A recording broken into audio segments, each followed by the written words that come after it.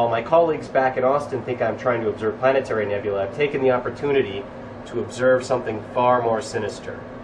Now, as some of you in the UFO community might actually be fully aware of, despite the government cover-up, there is a threat to our planet, the planet Earth. There's a planet at the edge of our solar system, some call Nibiru, or Planet X, and it is currently on an orbit that is going to cause it to swing by the Earth in August, and who knows, hopefully it won't collide with us, but even if it just gets close, the tides will just cause earthquakes, tsunamis, will reconstruct the surface of the Earth into something we don't even know. So I've taken the opportunity, since I'm at the observatory and there's no one here watching me at the moment, to track the planet Nibiru, and I will show you how it's done. Now, if any of my colleagues, if NASA finds out, if the government finds out I'm doing this, I'm through. So hopefully I can get this up on YouTube before they find me.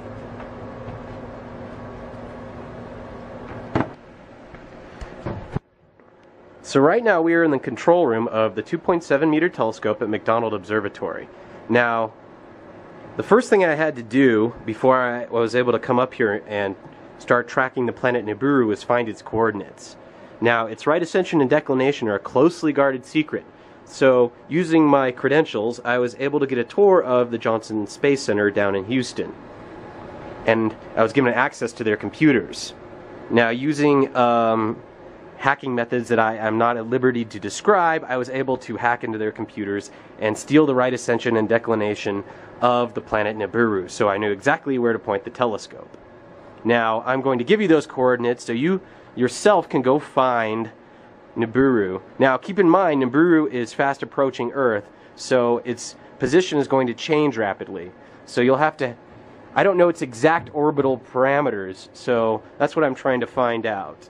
Now, its coordinates are currently, as of this time, right ascension 04 hours, 8 minutes, and 8 seconds. And the declination 60 degrees, 56 arc minutes, and 43 arc seconds. Now, if I get the correct orbital solution, I'll be able to plot exactly where it's going to be over the coming months so that we can figure out if it's indeed a threat to the Earth or not. So, this is a spectrum of Nibiru. Now, it uses an instrument called the Mitchell spectrograph, which actually gets spatially resolved spectroscopy. The planet Nibiru is actually so close to Earth at the moment that we actually can see a disk.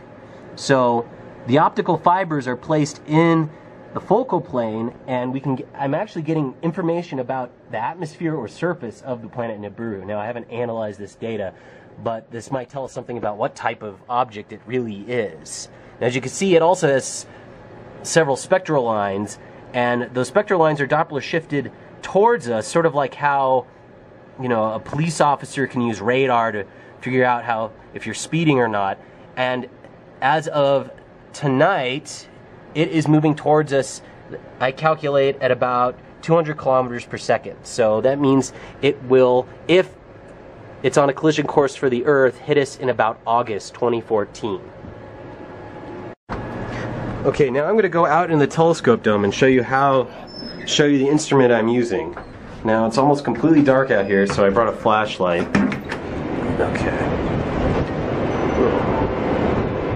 Okay, so we are now out in the telescope dome, and this here is a telescope I'm using to track Nibiru. This is the 2.7 meter telescope at McDonald Observatory. The instrument I'm using to take spectra is called the Mitchell spectrograph. It's also known as Virus P because it's a prototype for the virus spectrographs going on the HET telescope. Now, it's kind of hard to see, but there it is. There's Virus P. It's that black box surrounded by that blue frame there. So right now I'm currently tracking Nibiru, and I'm gonna try to track it for as long as it's high enough in the sky for the telescope to see.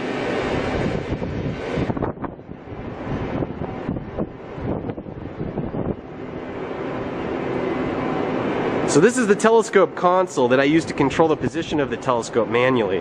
Now, when I first point the telescope, I use this hand paddle here and actually this little joystick to move it. So you can move this giant, 50-ton thing with just a little joystick. Now, this computer here is the guide camera. This is what actually causes the telescope to track. Now here you're actually seeing the planet Nibiru. This is probably some of the best footage you will probably ever see on the internet of the planet Nibiru. Now as it gets closer to the Earth, it will actually appear to grow in size. So if I come back, say, a month later, it might be, right now it looks like that, but it might be that big. So we're actually pretty zoomed in here. This is a field of view that's about, 120 by 120 arc seconds. Now to calculate an orbital solution for Nibiru, I have to observe it over several nights. My observing run, which I propose to observe planetary nebula, is for 4 nights. So hopefully I'll get enough information about its changes in position over the 4 nights I have to be able to calculate a decent orbital solution. And also from the spectra I'm getting, I'll be able to tell its motion towards or away from us. So I can actually get 3-dimensional information. Now this is the all-sky camera here. This is showing us sort of a fisheye view of the sky. Currently there's no clouds, which is good because in order to get a good orbital solution for Nibiru, I need to observe it continuously over 4 nights. And if I have poor weather, then it becomes harder to figure out what's going to happen in August when Nibiru comes very close to the Earth. Yes? Yes? No, I'm not. I am pointed at planetary nebula. I'm observing NGC 1501 right now. What do you mean the telescope's now pointed at NGC 1501? Of course it is. There's something wrong with your software. No. No. It's right here. You want me to... So that was just the director of the observatory calling me, making sure that, I don't know, usually the director's not here or asleep by now. It's about, right now it's about 10 o'clock, and it's unusual for the director of the observatory to call you. Now, I think he might be in on what I'm trying to do, so I'm probably going to have to point the telescope somewhere else until he goes to sleep. See, all the things I'm doing get put on the observatory. Anyone can just look up exactly where I'm pointing the telescope. And especially the director of the observatory who has the password to all the computers.